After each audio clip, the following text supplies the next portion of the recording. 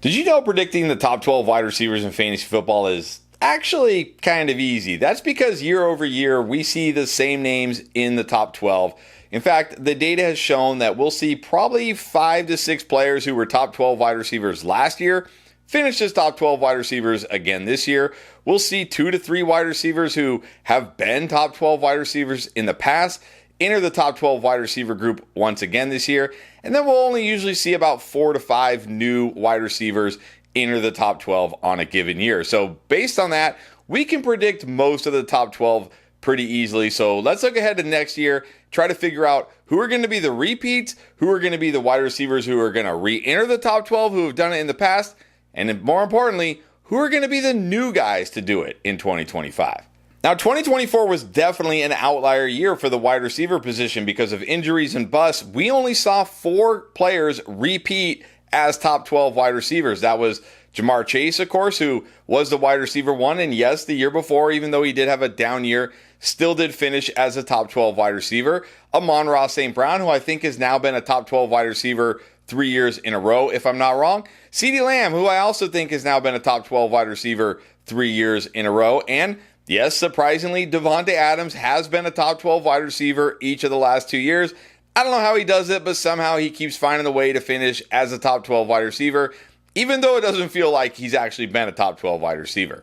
And then we only had 2 wide receivers re-enter the top 12 who had done it previously. That was, of course, Justin Jefferson, who only didn't do it in 2023 because he missed so many games. If he had played, he would have done it. He obviously finished as a top 12 wide receiver once again last year. And then we had Terry McLaurin, who I think did it for the first time since his second year in fantasy. Of course, getting that quarterback upgrade with Jaden Daniels made all the difference. But then where we saw the real outlier was all the new wide receivers that were top 12 wide receivers. A big part of this was because the rookie class last year was so strong. So we, of course, saw rookies like Malik Nabers finish as a top 12 wide receiver. Brian Thomas Jr. finish as a top 12 wide receiver. And of course, Ladd McConkey finished as a top 12 wide receiver. We also saw guys like Drake London in his 3rd year finish as a top 12 wide receiver for the first time.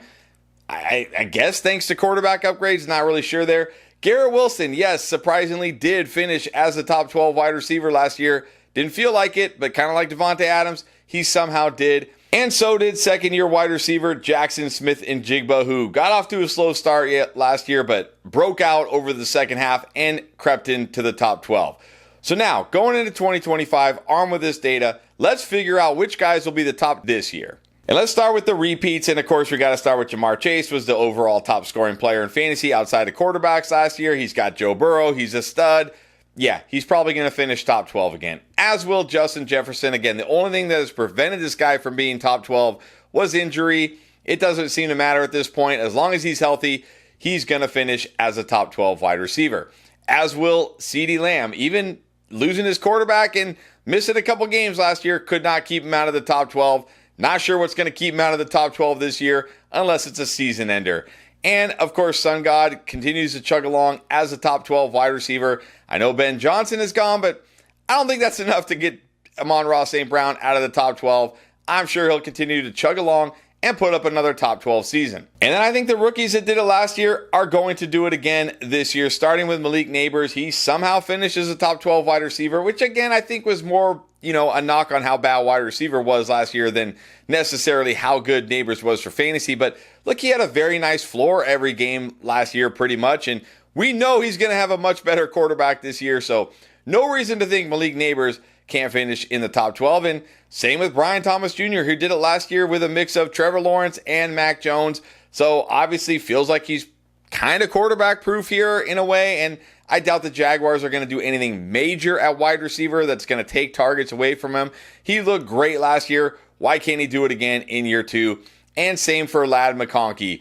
Again, looked fantastic in that Chargers offense. He's a separation king, and I just don't think wide receiver is going to be a big priority for the Chargers. They have other needs on defense, offensive line, maybe running back. I think Ladd McConkey is going to go into next year as the alpha once again for the Chargers. Now let's take a look at the wide receivers I think are set to return to the top 12. These guys didn't do it last year, but I think they'll do it this year, and we got to start with Nico Collins. Again, only injury kept this guy out of the top 12. The year prior with CJ Stroud, he was a beast. He was a top 12 wide receiver.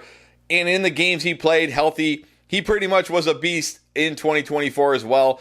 Why can't he jump back into the top 12 in 2025? I think he absolutely is going to. Has to be a top 12 wide receiver. And I feel the same way about Puka Nacua. Again, it was only because of injury that he wasn't a top 12 wide receiver last year. As a rookie, he was a top 12 wide receiver. You look at the games he played last year on a points per game basis, he would have been a top 12 wide receiver, probably a top 6 or 7 wide receiver, I think. Why can't he do it again? It sounds like they're going to try to bring Stafford back. So I think Nico Collins, Puka Nacua, they fell out of the top 12 last year pretty much only because of injury. They're going to come back into the top 12. They're going to be my 2 return wide receivers.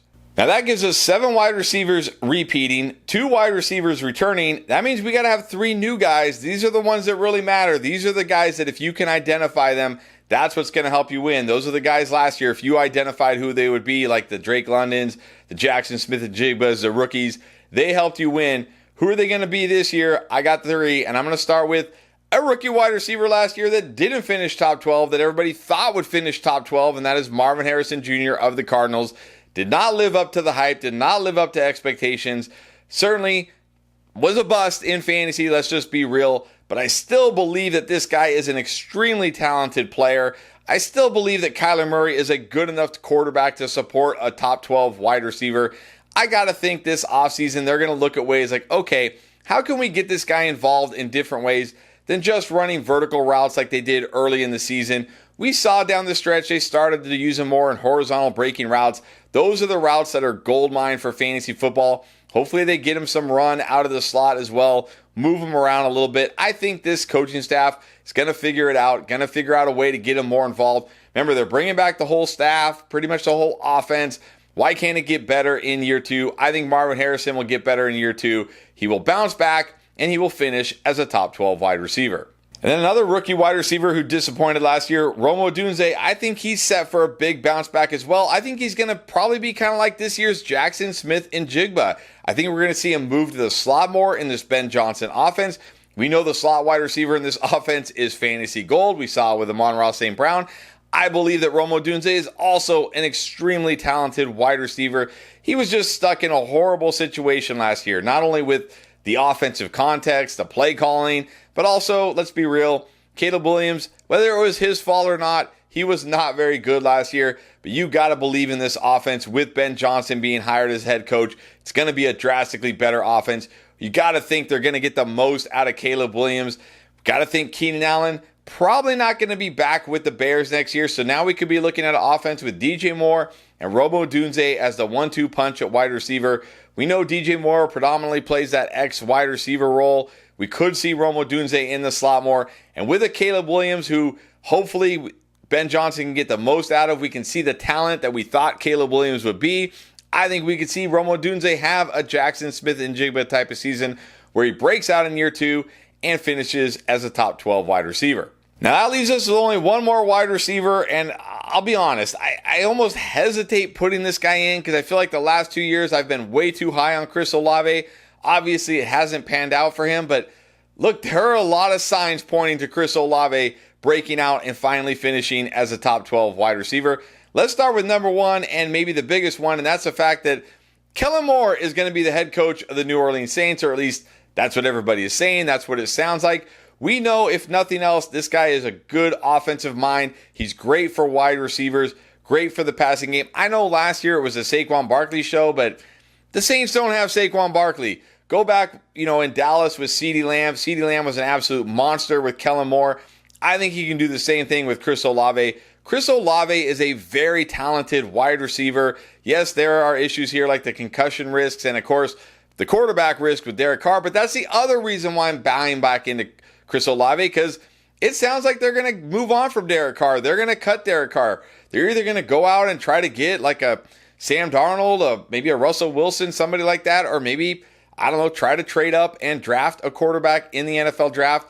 But either way, he's probably going to get a quarterback upgrade this year. He's certainly going to get an offensive, minded offensive coordinator upgrade. That is 100% for sure with Kellen Moore there. I mean, I know Kellen Moore is going to be the head coach, but he's going to bring in an offensive mind who aligns with him, and he's going to have a lot of control over that offense. So a lot of signs pointing up for the New Orleans Saints offense.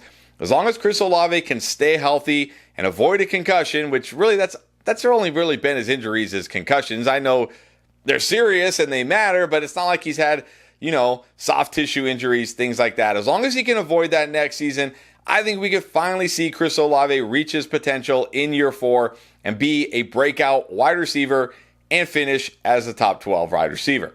So there it is. Those are the guys I think are going to be top 12 wide receivers in 2025. Let me know in the comments, who do you got in the top 12? Who do you think is going to make the leap and finish top 12 for the first time in 2025 that I didn't talk about? Drop a comment and let me know. And of course, free agency is starting to ramp up in the NFL. It's coming. If you want to see where the top free agents are at each position and where they might play in 2025, you can find out in this video right here.